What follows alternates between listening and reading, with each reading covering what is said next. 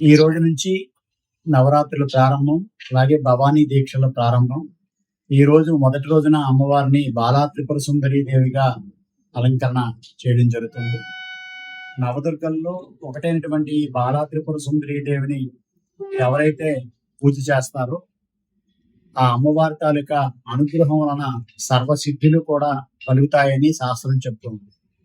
మొదటిగా అమ్మవారిని బాలా త్రిపుర సుందరీ దేవిగా పూజిస్తేనే మన శరీరంలో ఉన్నటువంటి షట్చక్రాల్లో ఆ మొదటి చక్రం అయినటువంటి మూలాధారం ఆ చక్రం యాక్టివేట్ అవుతుంది.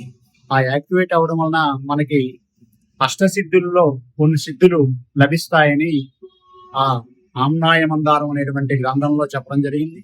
అందువలన ఈ రోజు బాలా త్రిపుర సుందరీ దేవిని పూజిస్తే చాలా విశేషమైనటువంటి శక్తులు వస్తాయని, అలాగే అందరూ కూడా ఆయురారోగ్యాలతో ఉంటారని ప్రతిరోజు కూడా సాయంత్రం చిన్న పిల్లల్ని 7 years లోపల ఉన్నటువంటి పిల్లలందరినీ కూడా కూర్చోబెట్టి అమ్మవారి అవతారంగా భావించి వారికి పూజలన్నీ కూడా చేయడం జరుగుతుంది భక్తుల చేత.